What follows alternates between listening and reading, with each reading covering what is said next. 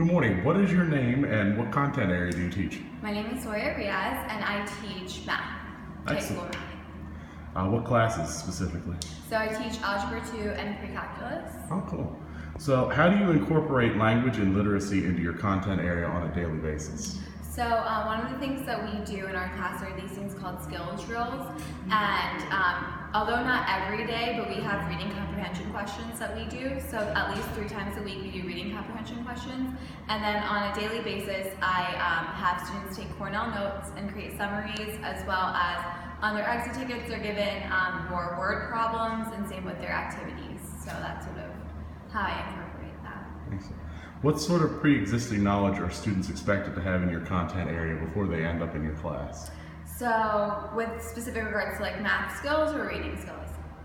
Both. Math. Okay, so in terms of that, like students are definitely expected to know, especially my algebra class, you should have the fundamental Algebra 1 concepts down. Same with pre-calculus, like really expecting them to know, their basic foundational skills. But I realize that a lot of students don't have that, so I have to build in interventions for that. Okay. How about reading skills? What sort of literacy and reading skills do they need? So in terms of reading literacy, especially with the PARCC assessment coming out, they do have to understand, like when they read word problems, they have to figure out what the question's asking and knowing appropriate skills or appropriate methods to answer those questions. So they really should be on grade level for the reading comprehension. Okay. Do they usually have this? No, so one thing that students did take this year was the iReady assessment, and that was sort of really eye-opening because it showed that most of our students are not on grade level. How do you handle students who do not have these necessary pre-existing skills? So one of the things that I do is model for students do think alouds, read alouds, and also break down specific word problems. Like if we're given a word problem, ask them, what's this question asking, highlight keywords, annotate, things like that. That's sort of how I build in some interventions around that. What sort of specialized language is used in your content area? I know there's a lot. Specialized, so I think, when it comes to math, like they need to understand like what words mean in terms of math operations, like knowing like what is this by this, that's like multiplication. So like really decoding what each of the specific words means and how it translates to math, that's the most difficult part, and being able to pick out the specific necessary information from that. How do you make sure students have and master these needed vocabulary skills?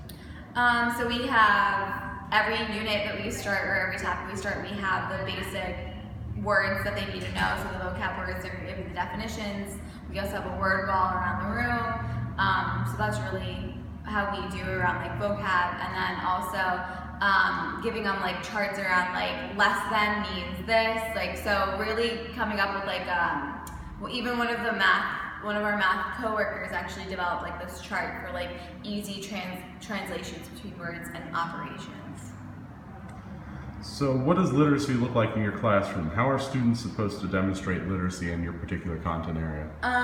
So one of the ways is Cornell note summaries. So being able to summarize what they learned at the end of every lesson. So that's one of the main ways that we have the literacy built in, as well as I said before, having word problems and understanding how to solve those out. So what do you expect of your students in terms of writing in the content area? So writing in math looks a little bit different. I also consider showing writing in the class. So like really showing how they get from, the question to the answer, writing that out, as well as the summaries. That's also a way that we build in writing. And then really those are the 2 main ways that I expect the writing is really showing the work and summarizing what they know. So how do you accommodate students that have IEPs in your classroom? So I'm really fortunate because I have student interns, so they're the ones who really work with the students who have IEPs, but aside from that, I do provide them all the accommodations and modifications that they need. So essentially one of the main things for math is process charts that they use. So I provide those to my students, as well as they are able to get a little bit more one-on-one attention because I do have 2 people in the room. That's great. Let's see. How would you, or how do, or would you accommodate an English language learner student, an ELL student in your classroom? So I actually don't have any ELL students, so I haven't any experience with ELL, but I think really trying to, because math is, I would consider math like a universal language almost. So ELL students might even, especially well, when it comes to the reading comprehension part, I think that really having like them being able to like translate it for them, like, or like having them translate it for themselves using like online tools and resources. But I haven't really thought much about that since I haven't had to actually accommodate for them, so I can't really speak to that much. Okay. What do you believe is the most effective way to support struggling students in understanding your content? Oh, this is tough. Most effective way to support struggling students. I think one of the most important things, especially for math, is developing the foundational skills. Because I think that having, basic understandings of the way operations work, solving equations, that's really what it comes down to. So supporting students around those skills, offering times after school, like coach class, or even building in interventions in class, is something that I think would really help those students, and also being transparent with the data and transparent with what they're struggling with, so that students can know what they need to work on. Okay, thank you. And what do you believe is the most effective way to support struggling students in improving their skills with the English language? I think same concept, because I think that with the English language, especially a lot of our students don't understand basic grammar, understanding the correct vocab words, so really building in opportunities to like correct them, like acknowledging that, okay, this is the way that we're speaking, but in an academic environment, this is the way you should be speaking, or this is the way that it's, this is the way that it's conventional.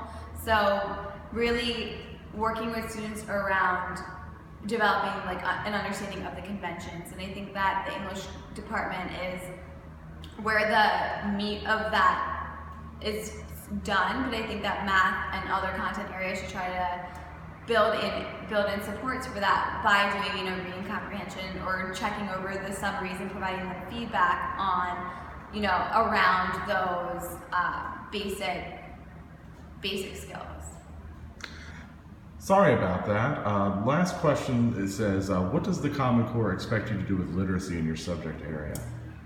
One of the biggest transitions that I've noticed from when I was in school to now with the Common Core is really having a understanding of word problems, like reading comprehension, knowing how to translate between what the question's asking to math. And I think that is the biggest, most difficult transition, especially what teaching in high school is, because students really don't have those necessary reading comprehension skills. So really working on cultivating those skills that they're able to realize going from a question to a math problem is really, I think, the biggest expectation.